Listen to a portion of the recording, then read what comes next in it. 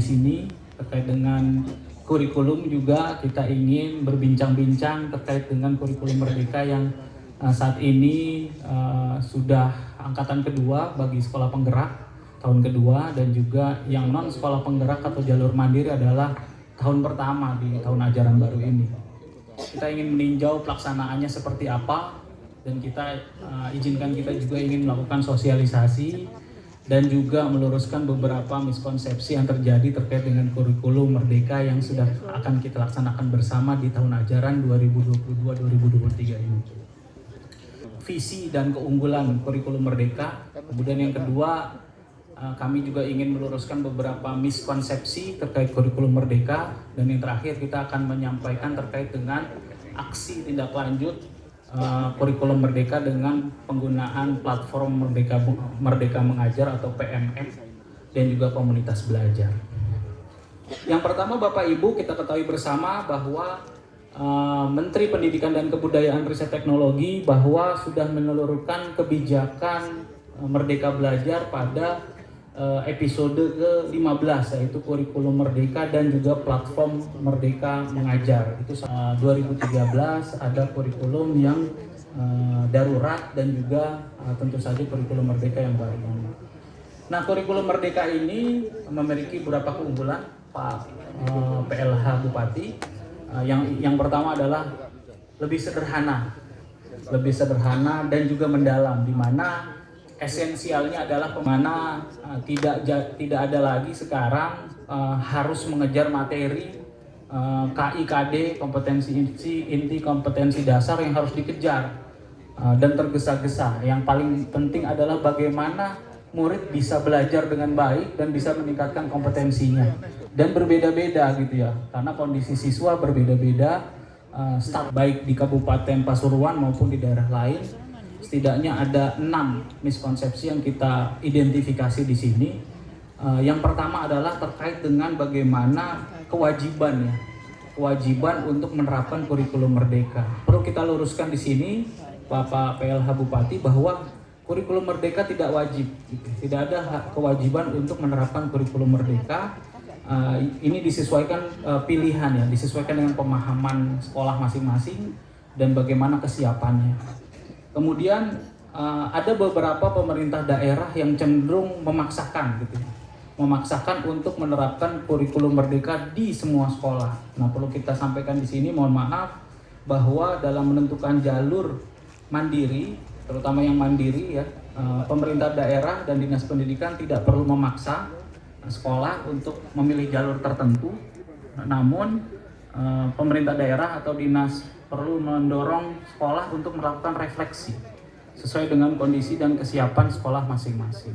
Terkait dengan bimbingan teknis, jadi kita sampaikan di sini tidak perlu ada, untuk jalur mandiri tidak ada bimbingan teknis yang cascading, yang bertingkat dari jalur nasional, jalur provinsi sampai ke kabupaten kota sampai ke sekolah. Dikhawatirkan pemahamannya akan berkurang, dari tingkat nasional akan segini, provinsi akan turun, akan makin lama makin ke sekolah makin sedikit pemahamannya. Kelima, keempat adalah terkait dengan implementasi kurikulum darurat 2013 maupun kurikulum Merdeka bukan menunjukkan profil indikator kinerja daerah. Jadi apapun pilihan kurikulum yang digunakan sekolah tidak menunjukkan bahwa sekolah yang satu lebih baik dari sekolah yang lain. Tidak ada peningkatan indikator kinerja untuk sekolah-sekolah yang menerapkan kurikulum Merdeka. Dan ini bagaimana kita, tujuan kurikulum adalah bagaimana merubah transformasi pembelajaran di sekolah. Percuma kalau kita menerapkan kurikulum baru hanya mengganti dokumen gitu ya. Dokumennya saja diganti, administratifnya diganti, ternyata pembelajaran di kelas, pembelajaran kepada murid tetap seperti yang dulu. Nah, itu yang kita tidak hindari. Tujuan kurikulum adalah bagaimana kita merubah cara belajar, cara mengajar dengan murid, bagaimana berfokus pada siswa, pembelajaran terdiferensiasi, dan juga bagaimana di guru diberikan kebebasan dalam merencanakan pembelajarannya sesuai dengan capaian pembelajaran dan tujuan pembelajaran. Kemudian Bapak Ibu, terkait dengan keaktifan guru dalam menggunakan platform Merdeka Mengajar juga bukan menjadi indikator keberhasilan utama terkait dengan kurikulum ini. Ada anggapan bahwa yang sudah login sekian persen Kabupaten Pasuruan urutan keberapa, nah itu tidak menjadi indikator keberhasilan. Yang kita inginkan adalah bagaimana proses pembelajaran itu baik, pembelajaran baik di sekolah dan bisa meningkatkan hasil belajar siswa, yaitu literasi, numerasi, dan juga karakter siswa. Dan yang terakhir Bapak Ibu, dalam kurikulum Merdeka ini ada miskonsepsi memerlukan gadget, peralatan canggih. Nah itu kita luruskan di sini, tidak perlu Bapak Ibu. Semua sekolah baik memiliki peralatan, gadget canggih maupun tidak, masih bisa menerapkan kurikulum Merdeka. Karena ini diberi kebebasan, jadi metode pembelajarannya diserahkan oleh masing-masing guru yang tahu kondisinya.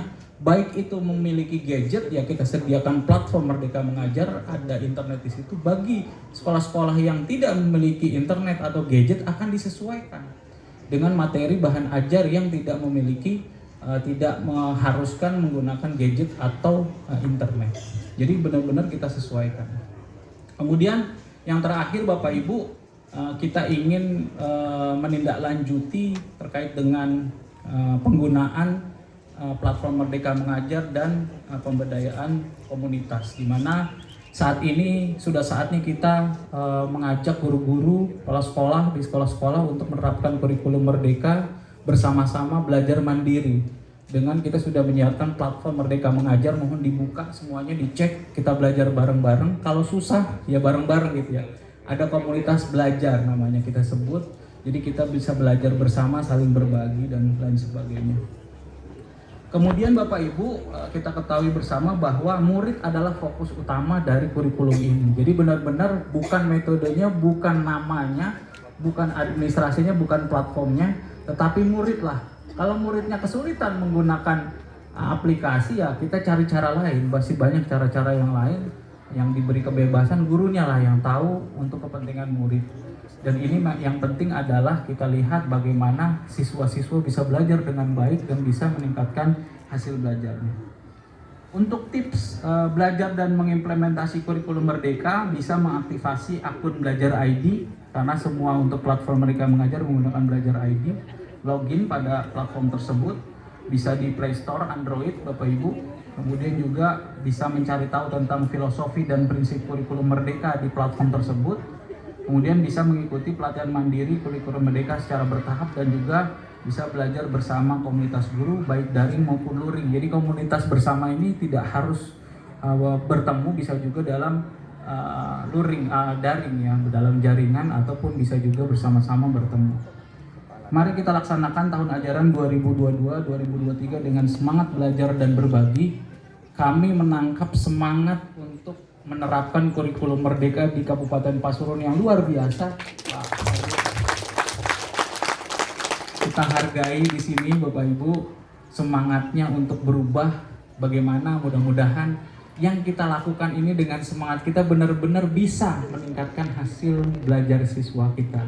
Terima kasih Bapak Ibu. Apabila ada kesalahan kami mohon maaf. Wabillahi taufiq wal hidayah. Wassalamualaikum warahmatullahi wabarakatuh.